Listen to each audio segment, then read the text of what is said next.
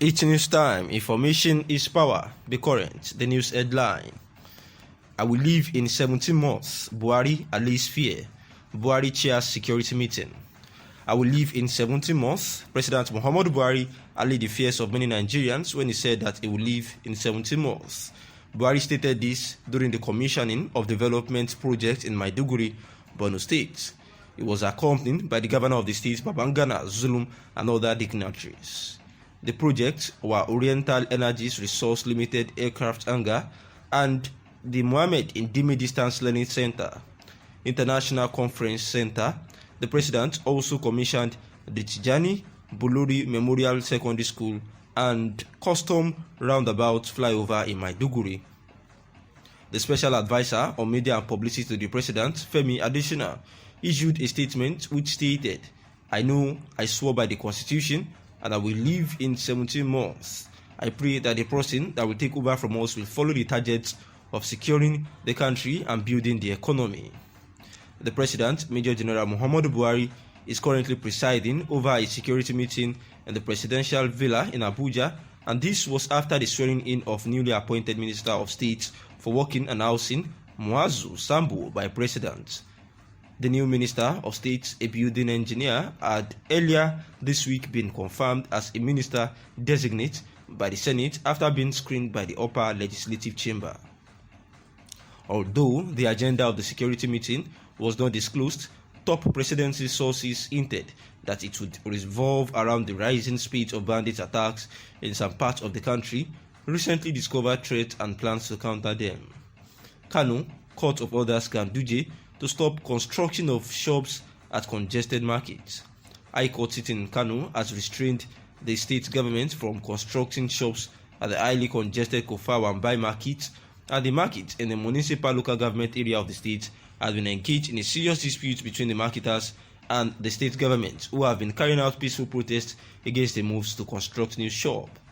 Justice Aisha Yahu gave the order while hearing a suit filed by some of the traders against the government on Friday, and the order is pending the hearing and determination of the substantive suits filed by the marketers against the government, which is adjourned to 2022 next year. For President Muhammadu Buhari, to see how to manage the security affairs of the nation if the country would actually not burn, into much more chaos, seeing that according to presidency sources, the meeting scheduled to hold on Tuesday 14th December on Wednesday 15th in Abuja has the capacity to inflame passions, allegedly cause ethno-religious tensions with consequential negative effects on national security and unity of the country, which authorities have continued to insist is non-negotiable, because there are strong indications that the former president Olusegun Obasanjo may summon a meeting intended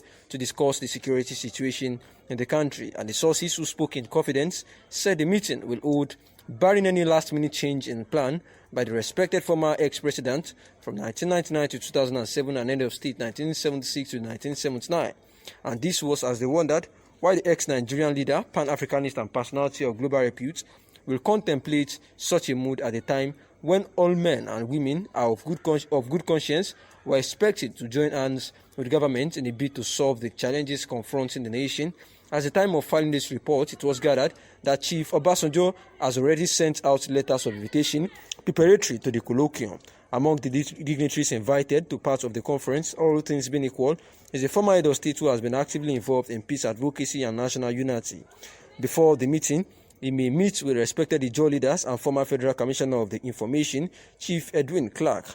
And the newspaper recalls that sometime in August, a socio-cultural group, the Yoruba for One Nigeria Forum, YONF, had challenged the elder statesman on the need to come clean on allegations that he was lobbying Benin Republic Yoruba activist Sunday Adeyemi aka Igboho from possible prosecution.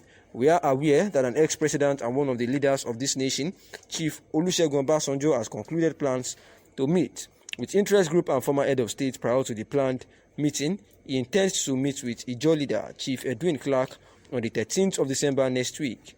This is after an earlier meeting he proposed to the former head of state could not hold, ostensibly due to the circumstances of the time, and one of the sources said that he intends to invite former leaders to the scheduled meeting, and truth is, the resolution from the planned meeting may serve as a platform to allegedly discredit the government. And definitely, the former leader will cause a letter to be written to the president alleging deteriorating security situation in the country. Now, here are the likely implications of the scheduled parley: likelihood of eating up the polity, cause political tension, as well as ethno-religious division. It also has the capacity of triggering disunity, disloyalty to civil authority after allegedly painting the government as weak and incapable of discharging its responsibilities to its citizens. And therefore, ultimately, this may lead to civil disobedience and the resultant effect of which remains unpredictable. If history is anything to rely on, you may please recall that the respected elder statesman is given to written open letters to leaders, especially towards the end of their tenures, preparatory to crucial elections. And these are the proposed assumptions about the meeting being planned, amidst these stakeholders. Also, we know that President Muhammadu Buhari, at the time, reviewed the sponsors of Nnamdi Kanu and Sunday Igboho, particularly saying that they were part of those the aims of the affairs of the nation, where in his Independence Day speech on a Friday, he revealed that investigations into the activities of both Mazi Nnamdi Kanu and Sunday Adeyemo Igboho were still being investigated, and it has yielded a lot of information.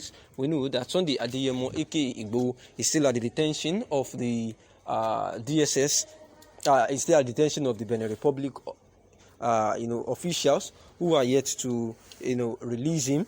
And Mazi Nnamdi Kanu still at the DSS facility, awaiting further charges, although they had given him audience for comfortability, of which the DSS are still floating. The president has said that the arrest actually reviewed that certain high-profile financiers are behind these individuals, and they are vigorously pursuing these financiers, including one identified to be a serving member of the National Assembly, and they were going to do everything within the ambit of the law to ensure that anyone caught, clearly to be sponsoring these two separationist agitators would actually, be made to face, severe,